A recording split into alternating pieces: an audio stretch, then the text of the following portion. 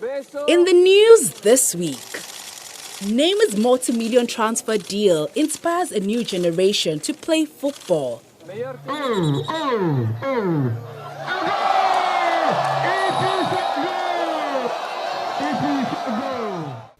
Nigerian army challenges Boko Haram to a battle on the dance floor.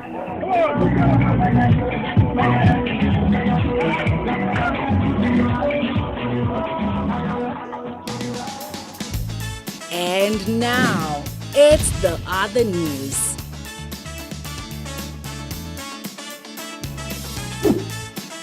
And here's your host, Okey Bakassi.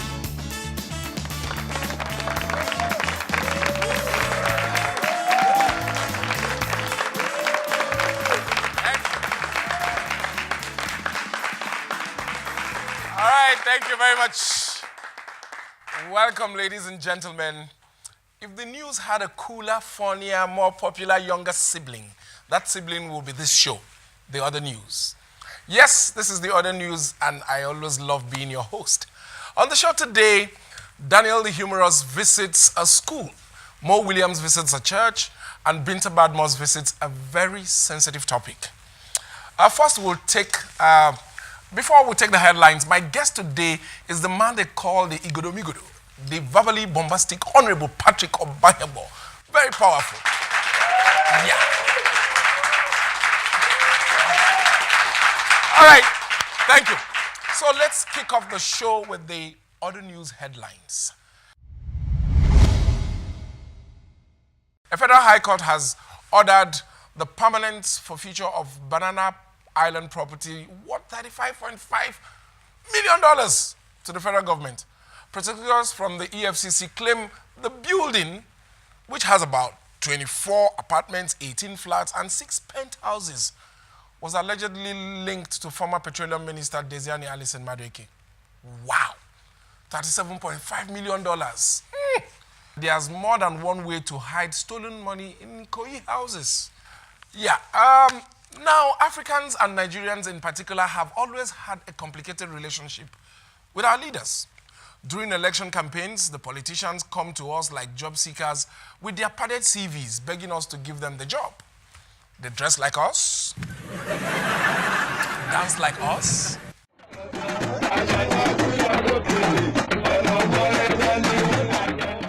Well, maybe not exactly like us. Sometimes they seem to be hungry too, just like us. And they go out of their way to do so many things. Yeah, you see, they convince us that they know our struggle and will serve us faithfully if they get the job. But once we give them the job, music don't change with that. That job applicant of before go start to the form master. 8 months of what?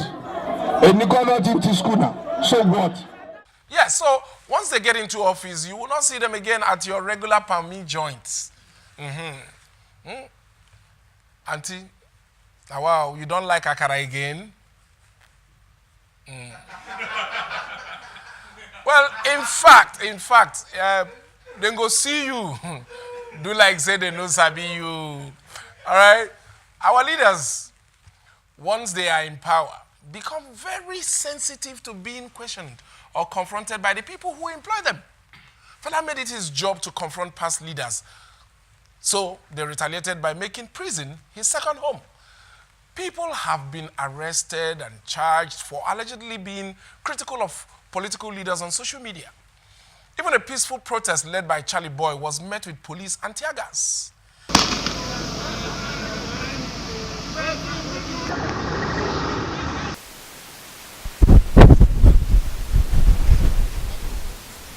In Uganda, an activist, Stella Nyazi, described Ugandan President Museveni as a body part. Wow. She called him a pair of buttocks. That description did not sit well with the president, so she was arrested and charged with harassment. Yeah, harassment. Well, Stella Nyazi must not have learned her lesson because when she was released, She called the president's wife an empty brain. Some people get bad mouth, shall. So maybe we need to start being extra nice to our extra sensitive politicians. A recent report claims that Donald Trump receives briefing of all the nice things people say about him twice a day. I'm sure it makes him feel great again, great again. So the next time you feel tempted to criticize someone you put into office, send them a nice poem instead. Or do some praise singing, anything to flatter them. And if you ever get chance to get near to your leaders, do what this man did when he met the Cameroonian president. After all, these people are our kings, and we are here to serve them. So until it is election time again, when we'll do another dance, yeah. Hey, everybody say, yeah. Oh. As we go into the election campaign season, some Nigerians are beginning to, declare their intention to run for elective positions. There are the usual EFCC suspects. The usual suspects. And there are those who say they don't want to run for office. My ambitions are not political. Malam de Mala. I beg, talk your church mind, do. But politicians, sometimes they will want something and be forming shy so that people will beg them, beg them to run. That kind, stop it, I like it feeling. And there's a new set of political contenders who may have been inspired by the not too young to run bill. First, we have this gentleman. Leaders who will call a spade a spade.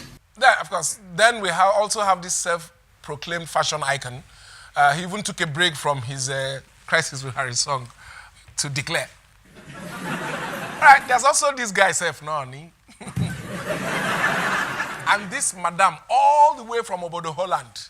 I want to go for Nigeria president 2019. It's not a joke, guys. It's serious when foreign-based players decide to come and join the local league. Then it must be very serious. But, talk to me, Nigerians. What is really happening? Before you know it, you will have comedians pretending to be newscasters. Yes. Yes. Anyway, maybe Nigerian entertainers are trying to get revenge on the political class for stealing their shine. After all, musicians should be angry because senators have started dropping hot singles.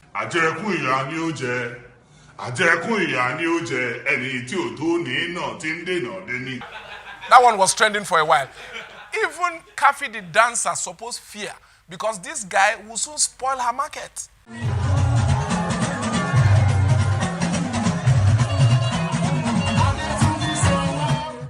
And if you're a DJ, you think you're safe. DJ safe, no safe again.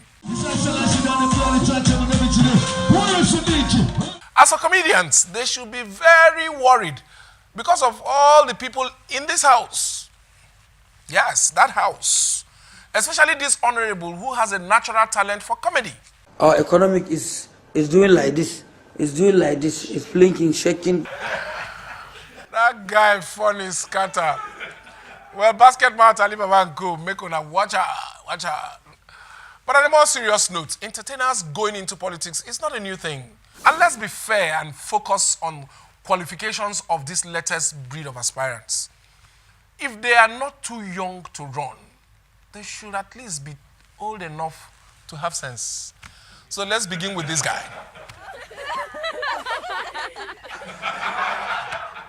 His ambition is so great that he intends to run as both governor and deputy governor of Benue State.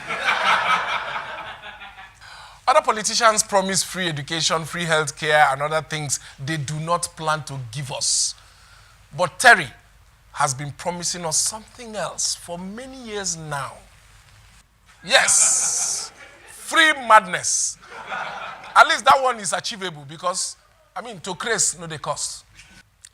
We can either continue to see government as a joke, or we can start to equip ourselves to lead. Or as the big man himself says, this is your time. So use the hashtag #BeSeriousNigeria and tell us how you feel about these new candidates. Hashtag #BeSeriousNigeria. So in the light of all that, we'll be talking to a man who takes politics very seriously. No jokes when the other news returns.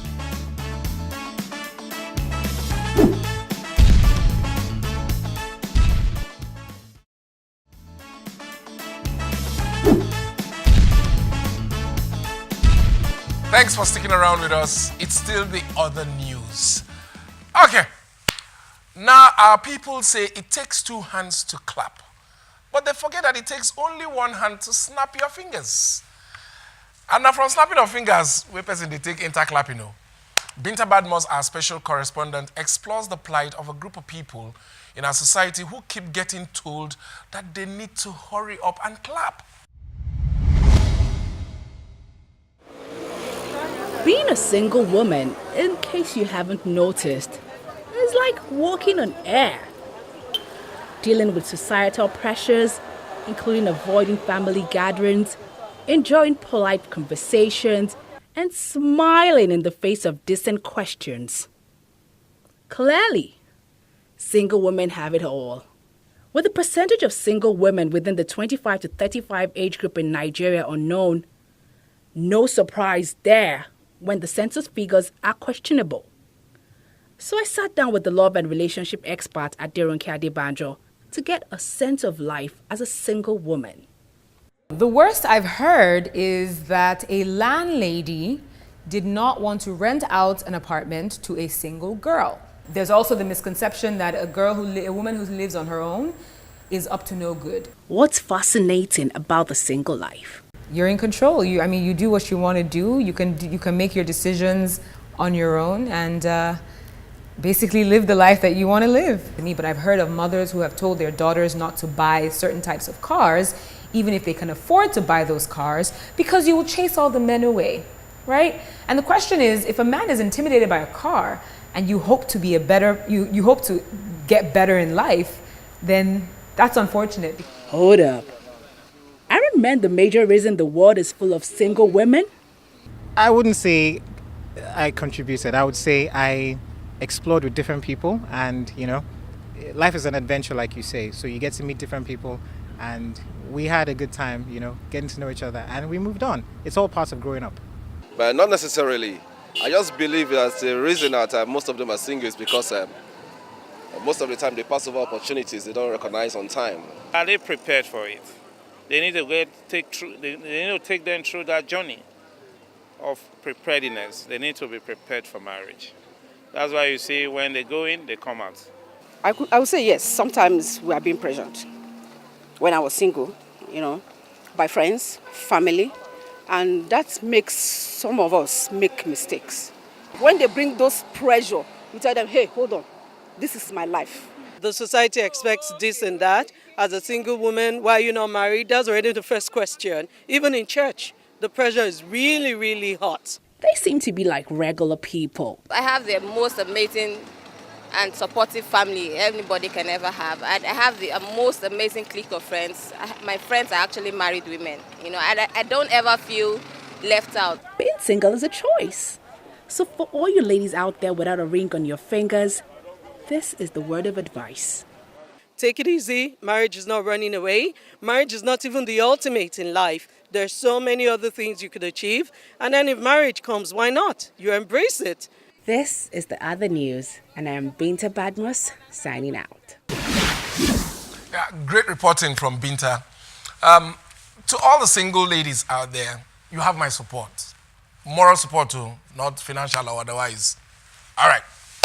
My guest today is a lawyer, a former member of the House of Representatives, and a former chief of staff in the Edo State Government House. Many people listen when he speaks because he's a man of few simple words and many jaw-breaking ones. Ladies and gentlemen, I'm sure you know who I'm talking about. Please make welcome Honorable Patrick Obahiagbon. Please, a round of applause.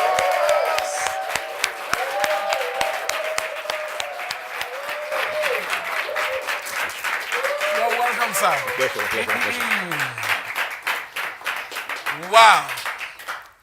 So happy to have you in the studio, sir. My pleasure. You're very loved in this country. because of the beautiful flowery sentences that you make when you speak. And it's common knowledge that you and your wife, you use lots of big words. I mean, how did this come about? Is it that you come from a family where the dictionary is studied attentively? Well, let me start by saying that I've watched the other news since it started its course. Yeah. And I must use the opportunity to thank the management of Channels Television and your very good self for this Pantagruelian and Rabelation intervention into our body politic. I have to prepare at this point. Yes. I have to prepare for the bullets that you'll be dropping. I have no doubt at all that the master satirist, Professor Olantoji Dare, will be very proud of what you are doing. Yeah. Having said that much, I am not unaware at all that my idiolate has provoked extreme reactions. Fanatical defenders and lovers, and very toxic and acerbic objurgators. How many people really read? True. And those who read, what do they read? So, if after putting my nose to the grindstone for a period of iron, or for donkey years or a month of Sundays, like I still do, whereas my objurgators are immersing themselves in the voluptuous and Epicurean aqua of Instagramming. Yeah. Sir, I will not... WhatsApping. Yes. Facebooking. Yeah. Snapchatting. Yeah. Pepper souping. Yes. Goat heading. Yes. Isyewulizing. And big starting. And they expect me to vocalize in platitudes and jejunities? How does that become my onus probandi to unravel what they stigmatize as my Sphinxian conundrum? No, Okey Bakassi. I will pretend I will pretend that I understand most of that. and move on to the next one. Let us get into some serious stuff, which is your terrain, politics. Recently, everybody has been clamoring that we switch from the unitary system to true federalism. What is your take? My take is sancta simplicitas. Okay. If this nation will not burn, if this nation want to eschew a second civil war, we cannot but devolve powers.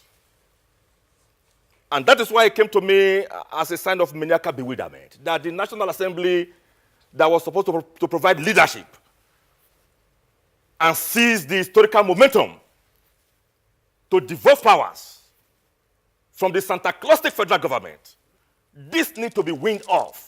You spoke in the past about President Buhari, prosecuting political vandals and trying to drag, the ship from the Bermuda Triangle and bringing us back to where we should be. It's 2 years gone. Do you think we are heading the right direction? Of course, yes. Those who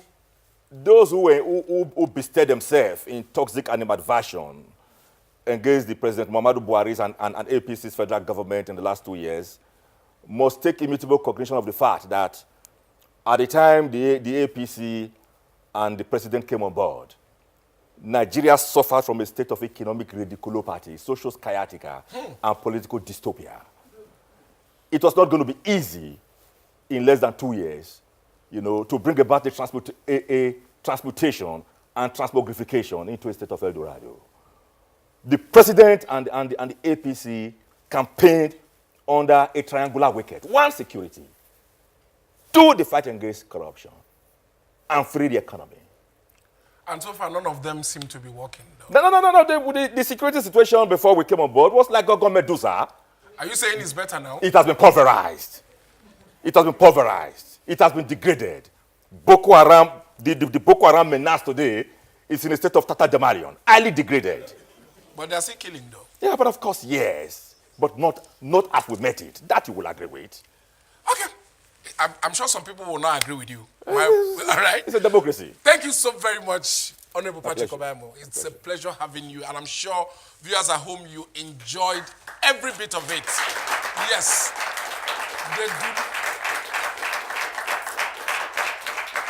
Yes. Thank Thank you. They do not call him Igodomigodo for nothing. That was Honorable Patrick Obahiagbon. Yeah, we'd love to have him again someday in the studio as we make progress. Stay tuned. Don't go away.